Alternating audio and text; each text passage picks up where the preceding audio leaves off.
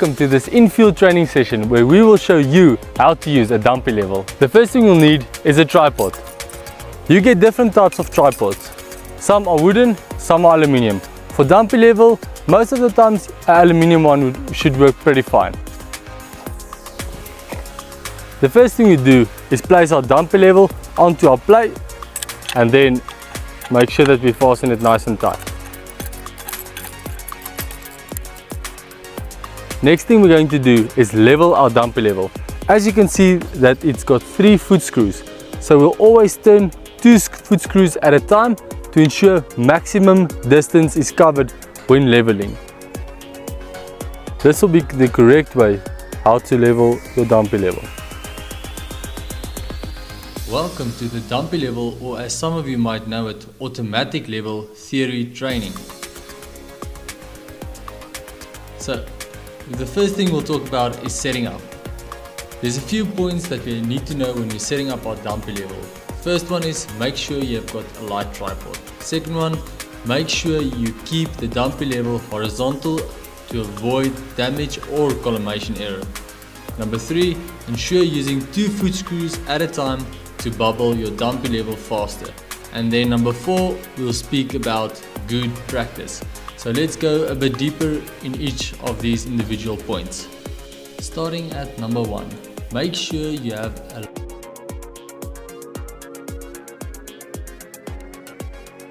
Today we're at the Narimba campus demonstrating the use of a level with head teacher David. Hi Dave. Hi Jason. So what are we going to be going through today? Jason, today I'm going to demonstrate the setup and use of the automatic level commonly used on building sites. Great, well I'll leave you to it then. Thank you. Okay, the automatic level is one levelling instrument used on a building site, and there's basically 3 components in its use. There's the automatic level itself, the tripod on which it sits, and when we take a reading, that's to the staff. I'm now going to demonstrate the setup of the level, and first we're going to place the tripod. Tripods come in 2 types. Firstly, there's this one, the dome top, and there's also a flat top. With the automatic level, we generally use a dome top tripod.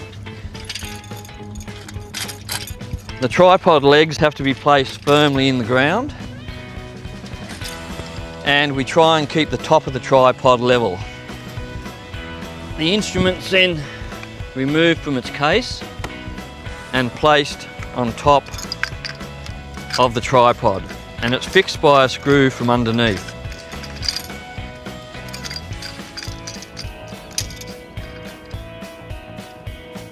So we can level the instrument using the dome top by loosening the screw and just moving it over the dome top until the bubble is in the middle of the circle. In the event we can't level it on the dome top, then we have to use the leveling screws. To do that, we need to place the axis of the telescope parallel to the line between 2 leveling screws. Then by turning the leveling screws both in or both out, never in the same direction, we bring the bubble adjacent to the centre of the circle.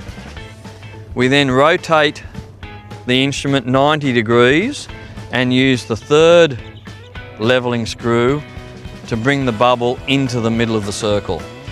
We can then check just by rotating the instrument around to a few locations to check that the bubble remains in the circle. These are the features of the automatic level. First we have the telescope, which contain the optics for the level, the eyepiece which we view through, and within those we have some crosshairs. This is the focus screw to bring our target into a focus, and here we have a fine adjustment or fine tangent screw to make very small adjustments to the direction of the level.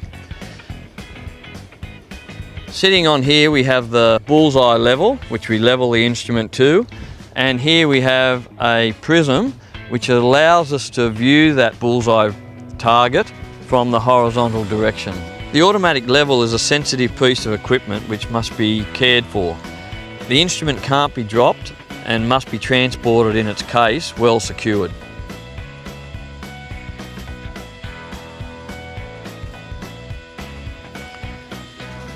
When setting up the level, ideally you will set it up at eye height, not as I'm demonstrating now, where I have to stoop down to read through the level.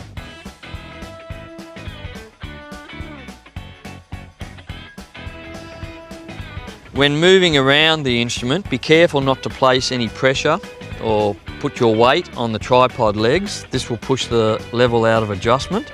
And when moving around the tripod, make sure we don't trip over the legs, and even placing pressure on soft ground adjacent to one of the legs may cause the instrument to go out of level.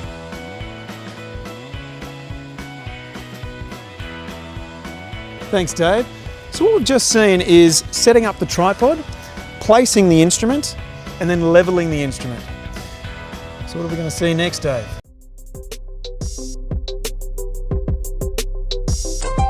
Elimination of parallax. This animation illustrates the elimination of parallax.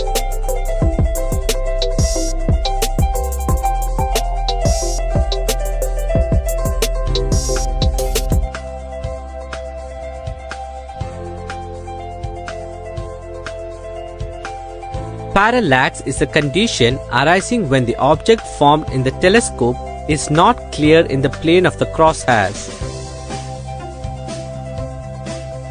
In parallax condition, it is not possible to view the object clearly in the plane of telescope.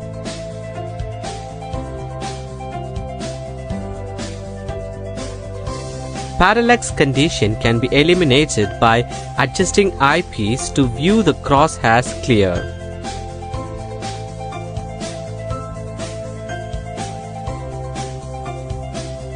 Adjust focusing screw till the object appears clear and sharp.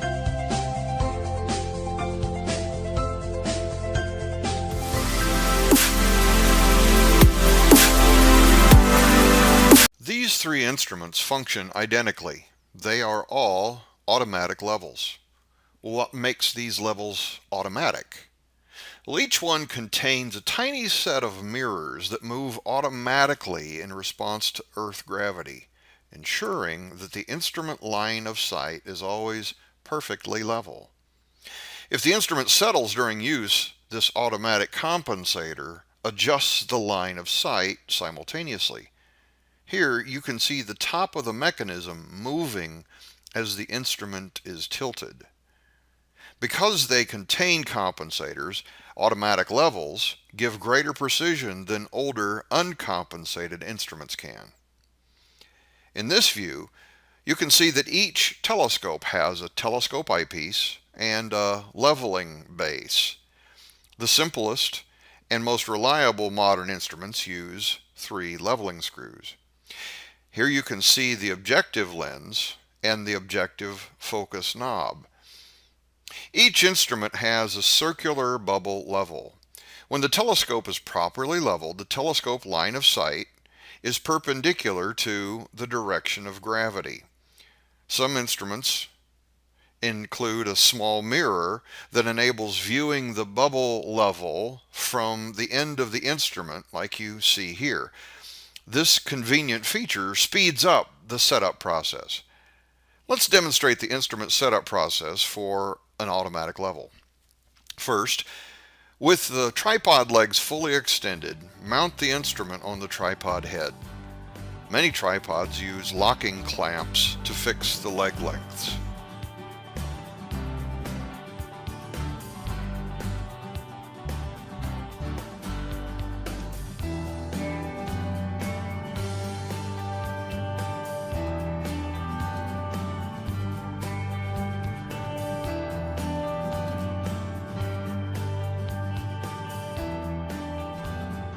Here's a closer view showing how to attach the instrument to the tripod. The instrument has a coarse internal thread in the center of its base. This matches a loose mounting bolt attached under the tripod head. Thread the bolt into the base, but before tightening it, align the 3 leveling screws with the 3 corners of the triangular tripod head. This will simplify the remainder of the setup. When you extend the tripod legs, adjust them to ensure that you'll stand comfortably with the eyepiece at your standing eye level. You are more likely to misread the level rod when you're bent over like this. Next, move the instrument to a convenient location and spread the tripod legs evenly apart, keeping the tripod head nearly level. When you move the instrument around your project site, carry it in the upright position while still mounted atop the tripod. Spread the tripod feet at least 3 feet apart to make the tripod stable. If they're too close together, the whole thing will be top-heavy and unstable. To plant the tripod legs firmly into the ground, apply your full weight to each foot peg. This works on bare earth, grass, concrete, and asphalt surfaces. On concrete surfaces, use grooves, cracks, or holes in the concrete to secure the tripod feet when possible. Even on a sidewalk like this one, your weight will help the pointed tripod tip to settle into the rough surface texture. On asphalt surfaces, you'll see the pointed tips penetrate more on hot days and less on cold days. When you must set the tripod on a hillside, set 2 of the tripod legs on the downhill side of the instrument, as you see here, for stability. After planting the tripod feet, you'll be ready for the first of 2 phases of leveling, and that first phase is coarse leveling.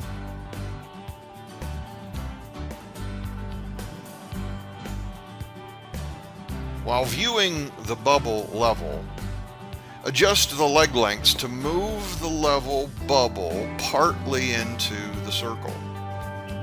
First, watch how a centered bubble moves when the tripod leg length changes.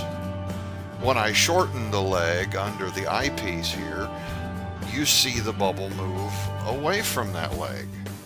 When I extend that same leg, the bubble moves toward that leg. Why is that? Well, the bubble always moves to the highest side of the instrument, like you can see in this side view of the bubble tube.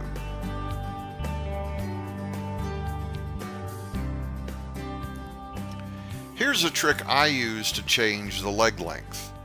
Notice how I grip one of the upper rods of the tripod leg and press my thumb on the lower half of the leg.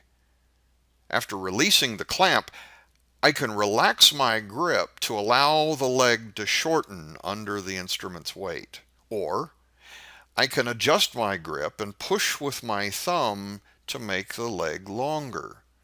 You'll need to adjust the leg length while watching the bubble to get it partially into the circle. In this scenario, you can see the bubble is off center. Changing the leg length will move the bubble either toward the circle or along the level wall. In this case, it moved along the level wall. Therefore, I'll stop adjusting the leg when the bubble lines up in line with another tripod leg. Then I'll shorten that leg to move the bubble into the circle. One more adjustment with the first leg moves the bubble just a little bit more. Now, this is the end of the coarse leveling phase. Now, to fine level the instrument, that is in the second phase of leveling, center the bubble by adjusting the leveling screws using the left thumb rule. Before I explain the left thumb rule, let's see how we must level the instrument in 2 directions.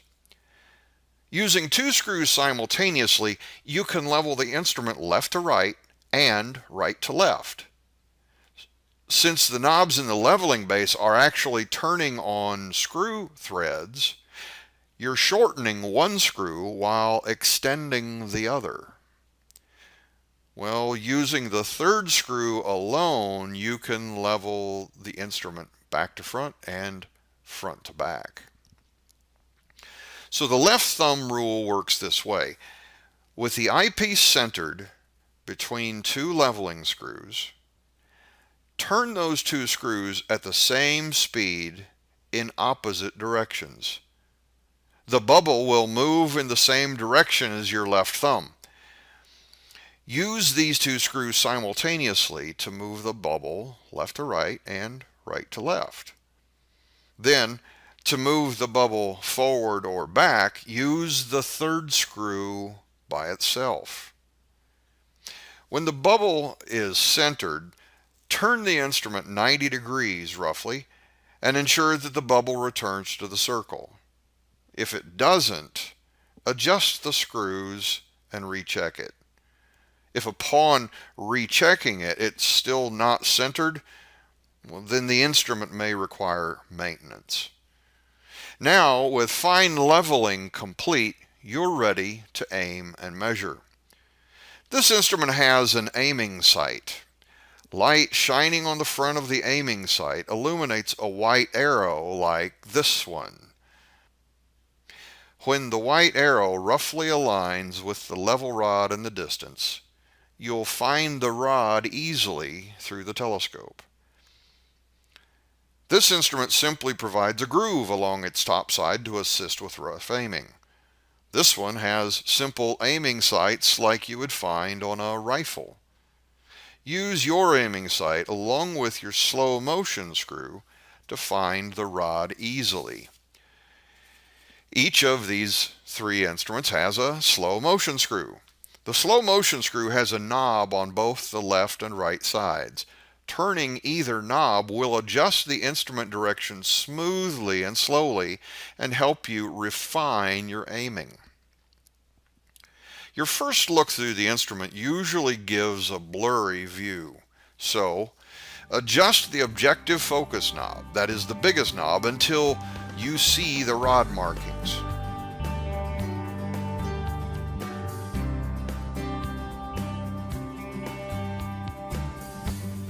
With your slow motion screw, refine your aim until the crosshair allows a reading.